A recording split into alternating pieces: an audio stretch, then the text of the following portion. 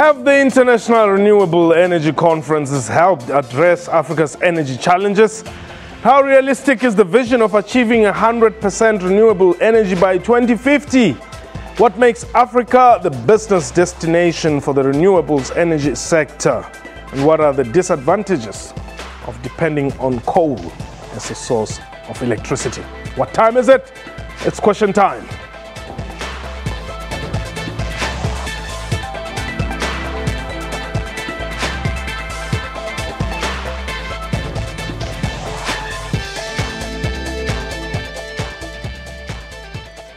Hello and welcome to the show. My name is Mpho Tsedu. Africa in general and Southern Africa in particular have been experiencing electricity supply challenges. Hydroelectricity is under threat due to irregular rainfall patterns, resulting in water from rivers and dams becoming an unsustainable source of energy.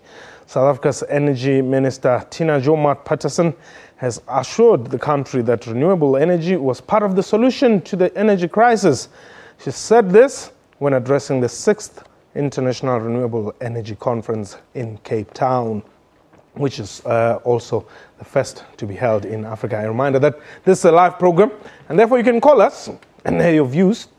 The number to dial, is 089-110-4210.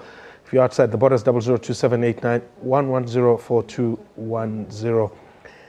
And our Twitter handle at QuestionTime24. My guest today, Chris Yelland, is an energy expert. And joining us from our Cape Town studios is Kumi Naidu, International Executive Director at Greenpeace. Gentlemen, welcome to the show. Thanks, Mpho. Thanks for having us. Kumi, let me start with you there. The minister says at the conference, it is our belief that renewable energy provides a significant opportunity to improve energy access and security, mitigate greenhouse gas emissions, ensure sustainable development, and significantly improve socio-economic development. This sounds very good. Well, the minister did say all of those things and did take a clear line that renewable energy is a critical part of not just the energy future for South Africa, but for Africa and the world. I think what we need to look at now, moving forward, is how do we practically get things in place so that we can make this energy revolution happen in as fast a time as possible, because what is at stake here is not saving the planet. What is at stake here is securing our children and their children's future from a climate change point of view, and in the short term, preventing economic catastrophe by having irregular electricity supply as what we have at the moment.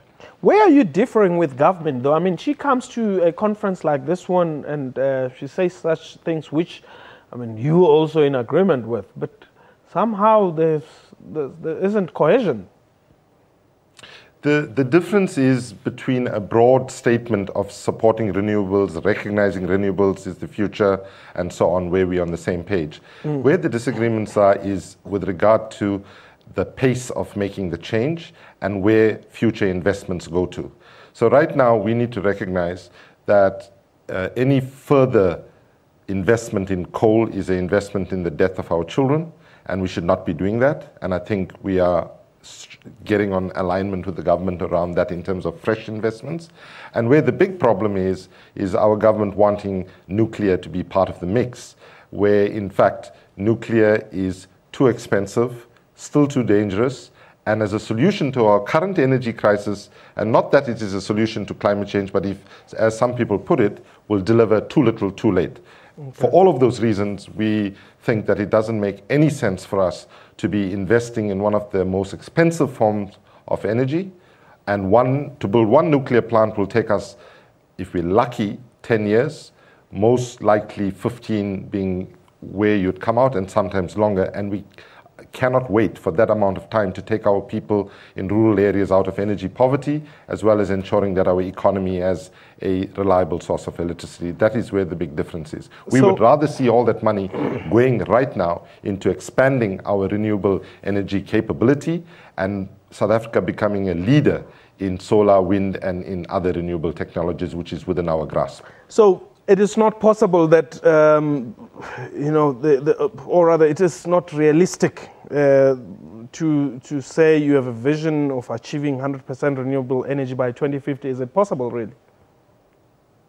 Well, we have just, as Greenpeace, together with a range of other think tanks, done a global plan on how, in fact, we can, by 2050, reach 100% renewable energy access for all. We do have, and let me just say, it's not about 100% renewable energy, but when we say for all is important because 1.6 billion people in the world do not have access to a single light bulb. And on the African continent, we have 600 million people who are completely energy poor. And we know that in our country, we have about 20% of people, especially in the rural areas, that do not have access to electricity or affordable electricity. And it is something that we must address, but we believe we can do that with a double win for society, for energy on the one hand, in clean energy, but if we did it smart, our global study shows that in fact we can meet this demand with the technological know-how that we have now and with some of the technological developments that are in the pipeline, and we can also at the same time generate as many as 20 million jobs should we go in this direction. Chris, I don't have confidence in these conferences. No, neither do I. They very often are talk shops, but in fact necessary talk shops. But to expect major innovations and decisions to come out of them that are going to change the world, I think is asking too much. Yeah. And you know, while I agree with our guest from Cape Town, and in fact I welcome organizations like Greenpeace who really challenge us, challenge engineers, and planners to think long term, to look at the scenarios 100 years from now, 50 years from now. I think we need them in society. They perform a valuable role. But I do think also, whilst they may be looking at things idealistically, there are practical issues that need to be addressed. And I really do not see that we're going to be in a world that is driven by renewable energy by 2050. I think that is a wonderful dream. It's where we want to go. It's where we should aspire to go. But in practice, I don't think we're going to be there. How does a conference like this, International Renewable Energy Conference, impact on the life of some Mr. Motela Masiti in Cape Town? Well, that's the point. The people who are gathering are renewable energy activists, as well as people who are in the business of renewable energy, that are making money and have invested commercial interests in renewable energy. And these are the people that are gathering. And I guess it's important that they should gather, discuss the issues that confront them as an industry, how to promote their industry. And so I don't think there's anything wrong with that. In fact, it's good. But I do believe, and I do believe the minister believes and the government believes, that renewable energy is just part of the solution. There are many different technologies, all with different advantages and disadvantages, and they all have a place in the different mix in South Africa. For example, you would not build a wind farm in an area where there is no wind. And you would not build a solar farm where there is a lot of sun. You would not build a nuclear power plant in Limpopo. There's not enough water. You would not build a coal-fired power station in Cape Town because there's no coal there. The cost of transport would be. But each of these, in their own different areas, is a good solution. But those things are very expensive. Needs. I mean, setting up one of those wind panels and solar panels, it's not cheap at all.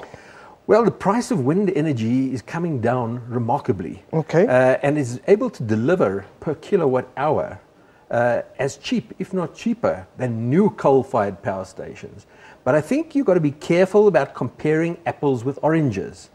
A coal-fired power station or a nuclear power station delivers power 24 hours a day, 365 days a year, with a very high availability for 60 years. A renewable energy, like a wind farm or a solar plant, have a life of 20 years, and they deliver intermittent or variable energy.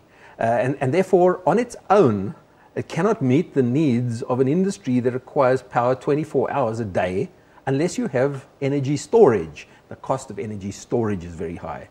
These are technologies that have still got to mature, have got to come down in price, and I have no doubt that in due course, renewable energy in combination with energy storage and in combination with gas which complements renewable energy very effectively in its ability to ramp up and down. As and when the sun goes behind a cloud or the wind stops blowing, you can ramp up gas-fired power quickly. You cannot do that with coal and nuclear. Yes. So again, I'm giving an example of how different technologies complement each other as well as meet certain applications. Okay. And in fact, there's not any technology that can meet all the requirements of South Africa. Hold it there. I want us to take a quick break. A reminder that you can call us and air your views on the following number, 0891104210. What do you think of these conferences? Renewable energy, how do you think it affects your life? This is question time.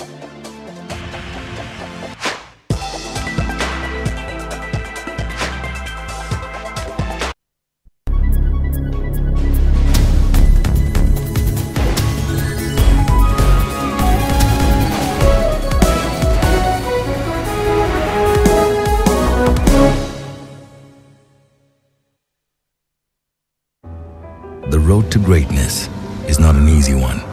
It's rough, tough, and full of barriers. And there's only one way to master it. Never, ever stop.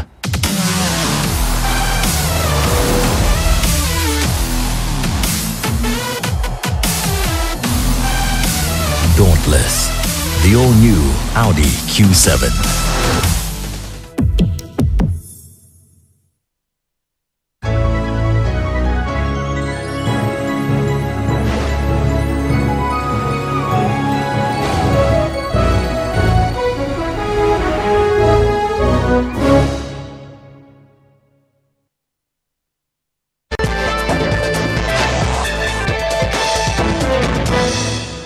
Welcome back. You're still watching Question Time. Before we continue with the program, let's take a look at this clip. In the next 5 years, South Africa hopes to unfold and roll out this renewable energy program in the rest of the African continent.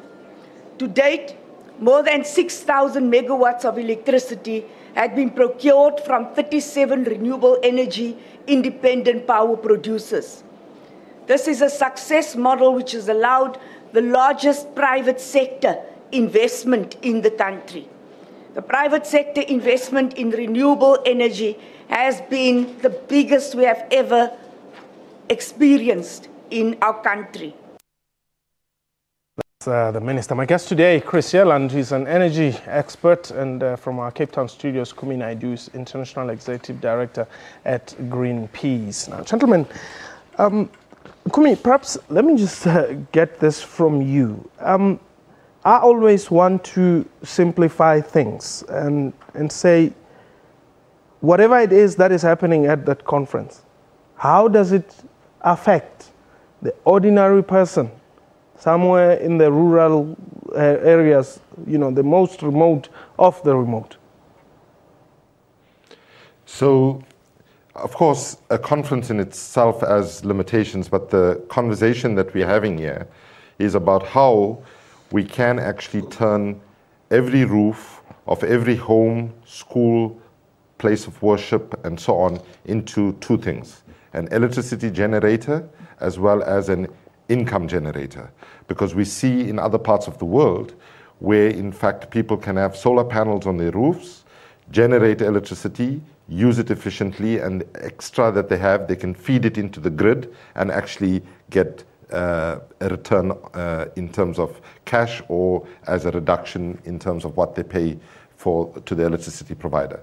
That is a model that can give us three things. It can give us energy independence, it decentralizes energy, it also allows income for families, but importantly, if we did that in a smart way, the job creation potential there is significantly more for the economy as a whole. I agree with your guess that we should not compare apples and oranges, but let's be blunt about it. If we look at the amount of money, taxpayer money in South Africa and globally that goes towards oil, coal and gas, the fossil fuels and nuclear, and look at what subsidies have gone to renewable energy historically, it's not even comparable. Okay. And let's be very clear, while I appreciate the fact that your guest says that it's good that we have a vision, but perhaps it's too idealistic.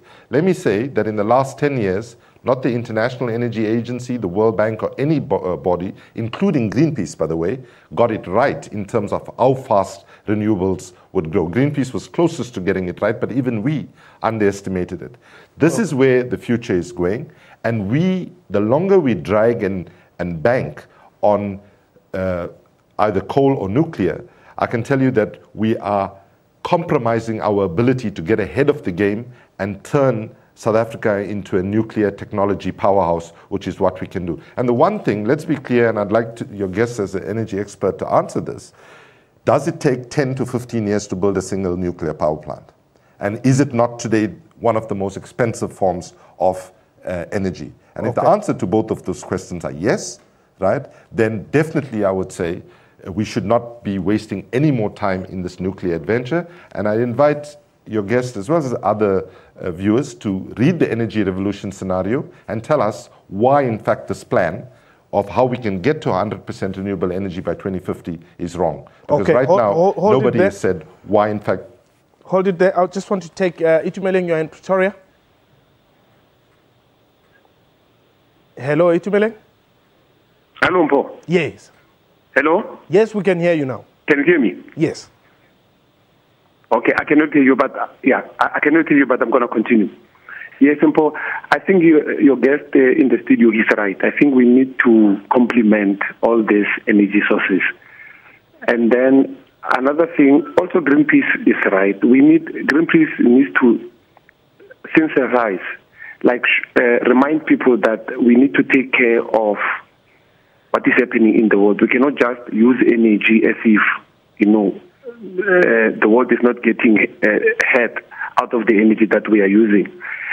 And then I want to close by saying, Mahatma Gandhi once said, there's enough for every man's need, but not for every man's greed.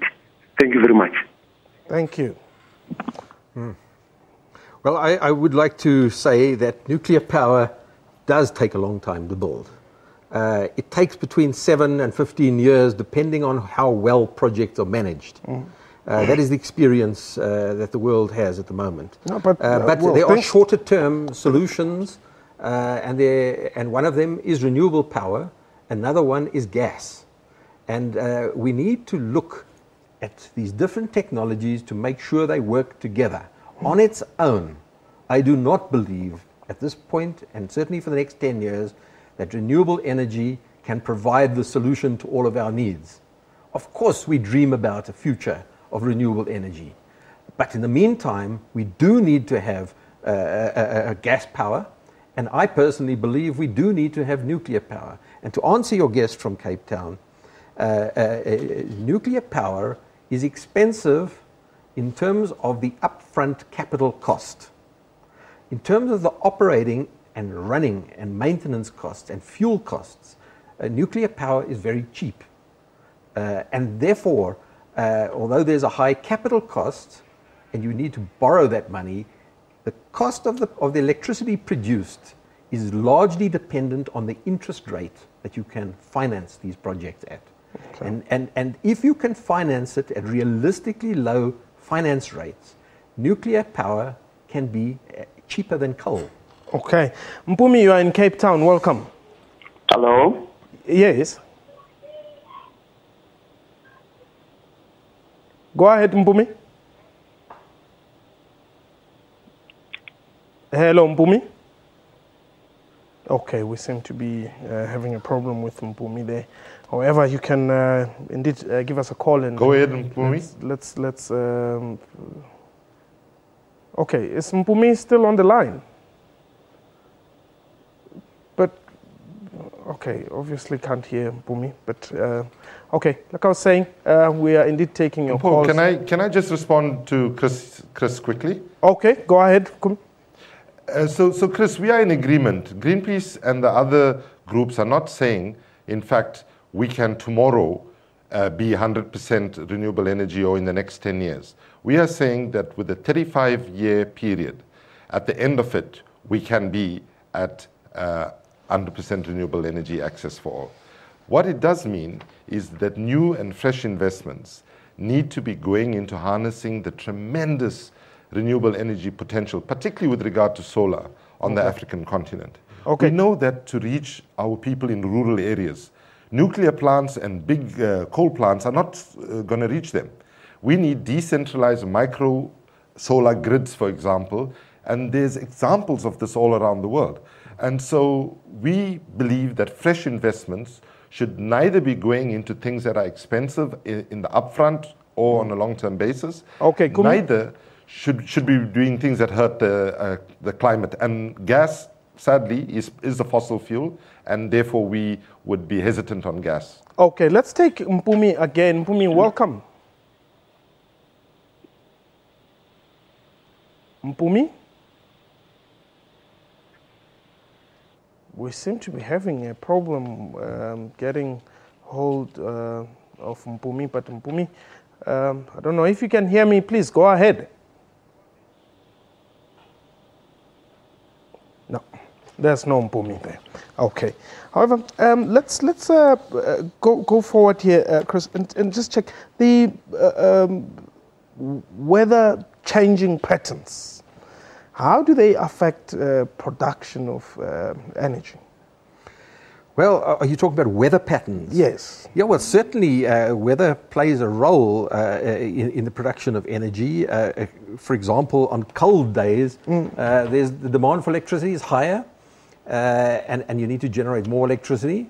And on very hot days, like today, power stations, like coal power stations that are cooled naturally by air-cooled power stations, don't generate as much power. They have to cut back on their generation on hot days. So certainly the weather plays a role both in the supply of electricity and in the demand of electricity. In the renewable space, weather plays a very important role too, because wind energy or wind farms rely on windy weather, and solar farms rely on sunny weather. And then the global warming subject? Well, I haven't looked at that in particular, but the point about global warming is that it's caused by CO2 emissions. Okay. So one of the things that we have to do as a country to manage global warming is to reduce our CO2 emissions. And that means we've got to do something about reducing the current heavily overdependence on coal. And one of the ways of doing this is nuclear.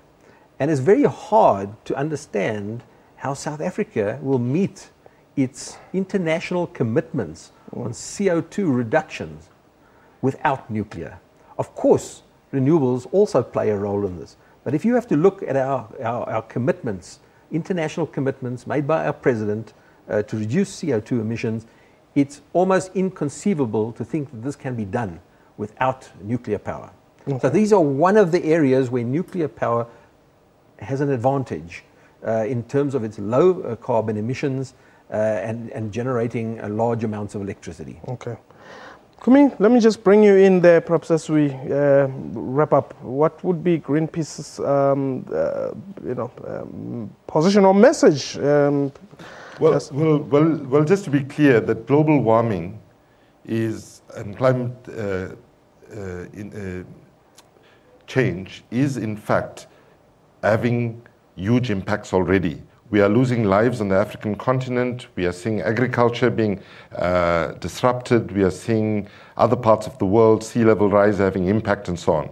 So we are in denial if we think that climate change is something going to hit us in the future. It is actually happening now. So I agree that we have to get off coal as fast as possible, but we can't do it overnight. We also have to do it in a way that we respect the fact that there are workers who work in dirty energy industries. It's not their fault. They have been serving society, and we need a just transition so that we retool people so that we can transition to the new economy. But let me just say that this nuclear plans, let me be quite clear, it is unlikely it will ever go ahead, and we are just wasting time now by putting energy into it, because to get the financing right now to finance a nuclear plant is just not on the cards. Not for South Africa, not for any other country. Nuclear plants are not being funded. So why waste time on a project which already, by the way, we had a nuclear adventure where Eskom spent close to 20 billion rand in what was called PBMR, Pebble Bed Molecular Nuclear Reactor, and it didn't deliver 1 unit of electricity. A few people might have got rich in the process, but not one rural person in our country benefited, not one urban person in our country benefited, and so on. We have to learn from mistakes, and the figure that was given about how long it takes to build a nuclear plant, yes, there are very few cases where it was built in 7 years. And if we look at Medupi and Kusile, the 2 coal plants, and how long it is taking, it's 3 times above the costs that was currently, that was originally said, and so on. We should have a decentralized approach to meeting our energy needs and bring people into it, and let's have a rooftop solar revolution. Okay. Thank you very much. Unfortunately, we've run out of time. Thank you very much, guys. Pleasure. And that was question time for today. A big thank you to my guests and to you for watching the show. From me and the crew, have yourself a wonderful time. Goodbye.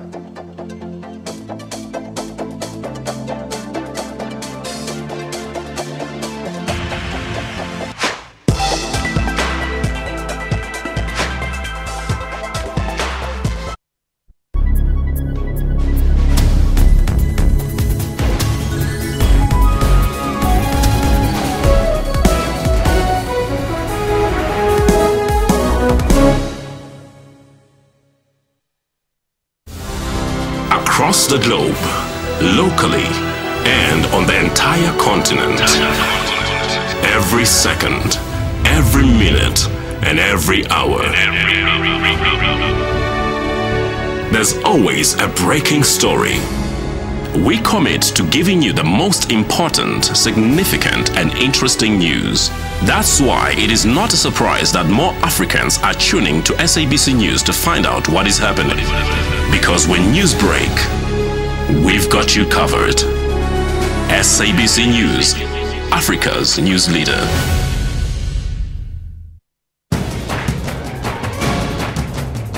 This is Rights and Recourse. This act says we are all the same, we are all equal before the law. I have a fundamental problem with her saying that traditional leaders are recognized as the de facto owners of the land. That isn't in the Constitution, nor is it in any law. Unpacking your legal rights and cost of action. The Constitution starts from the point that we are one country and that we need to have a system that actually consolidates that, but also recognizes the different compositions of different communities. With respect to Aninka, I know she is happy that her queen in England, she's the owner of the whole land, she's not having any politics. Chief Mukwena, we will get to some of the other issues. You must withdraw that Aninka's Queen of England. Please, that's completely unacceptable. That's Rights and Recourse, Sundays at 2 p.m. on the SABC News channel.